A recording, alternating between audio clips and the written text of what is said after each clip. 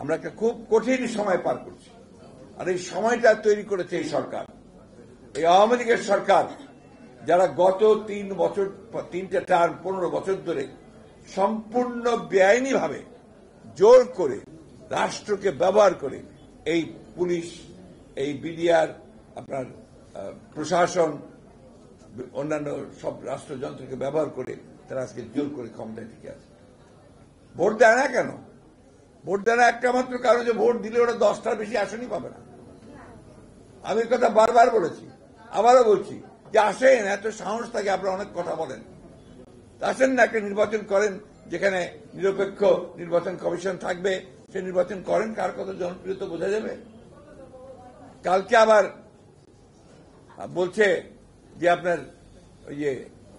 আপনার ভালো জিনিসটা কি আমরা দেখতে পারি না, এত উন্নতি হয় আমরা নাকি চোখে দেখতে পাই না, আমরা কি সবসময় খারাপ জিনিস দেখি। আরে ভালো জিনিসটা হচ্ছে কাদের জন্য? তোমাদের জন্য ভালো জিনিস। এই যে বানিয়েছ বিশাল বিশাল তোমার মেগা প্রজেক্ট করে, এটাতে তোমাদের জন্য। তোমরা এখান থেকে প্রচুর চুরি করেছ, দুর্নীতি করেছ, আর এই ঢাকা শহরের লোকজনদের জন্য কিছু করার চেষ্টা, কিন্তু লাভ তো হয় নাই। আজকে আমি আপনার ওই এলিভেটেড এক্সপ্রেসওয়েতে আসলাম, উঠে তারপর যেই নামলাম আর নড়তে পারি না, যেখানে ওখানে আটকে থাকলাম। তার লাভটা কি হলো? আমি তো আপনার যে সময়ের মধ্যে জানো 15 মিনিটের মধ্যে চলে আসার কথা, সেখানে আমার 1 ঘন্টা বেশি লেগে গেল। তার লাভ কোথায় হলো? আজকে প্রত্যেকটি ক্ষেত্রে আপনি ঢাকা শহরে দেখাচ্ছেন, আর তারপরে বাইরে যাবেন, আপনি বেশি দূর না, আপনি মুন্সিগঞ্জে যান, রাস্তাগুলো দিয়ে চলা যায় না, রাস্তা দিয়ে আপনি হাঁটতে পারবেন না। আপনি ময়মনসিংহে যান, হাঁটতে পারবেন না। নারায়ণগঞ্জে যান, চলতে পারবেন না, ওখানে কোনো উন্নয়ন নাই। উন্নয়ন সব এই তথাকথিত আপনার এই স্ট্রাকচার মেগা প্রজেক্ট করে মেগা দুর্নীতি করছে। আমি একটা কথা বলেই শেষ করব, আমাদের এখন সময় এসেছে কিন্তু আমাদের নিজেদেরকে সংগঠিত করেন। আমরা চেষ্টা করছি, জেল খাটছি, আমরা বারবার আমাদের মা বোনেরাও আপনারা জেলে যাচ্ছেন, কিন্তু আমরা কিন্তু চূড়ান্ত বিজয় অর্জন করতে এখন পর্যন্ত পারিনি।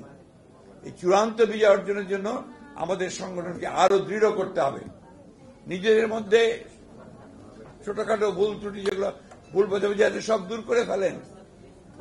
সবাই মিলে একসাথে একজোটে নামেন। এটা আপনার বিএনপির সমস্যা না, এটা বাংলাদেশের সমস্যা, জাতির সমস্যা। এই জাতি আপনার ভবিষ্যতে টিকবে কি টিকবে না, আপনার ছেলেরা ভবিষ্যতে চাকরি পাবে কি পাবে না, তারা স্বাধীনভাবে চলতে পারবে কি পারবে না, তার পুরোটা নির্ভর করছে যে এই সরকারকে আপনি শান্তিপূর্ণভাবে নির্বাচনের মাধ্যমে পরাজিত করতে পারবেন কি পারবেন না। তো নির্বাচন করতে হলে তো আপনাকে একটা নিরপেক্ষ সরকার দরকার হবে, তাই না, নির্বাচন করার জন্য। সেই জন্যই তো আমরা লড়াই করছি। আমরা বারবার কথা বলছি যে আমরা একটা নিরপেক্ষ সরকারের অধীনে নির্বাচন চাই, সেইভাবেই আমরা নির্বাচন কমিশন চাই, সেইখানেই তাদের আপত্তি।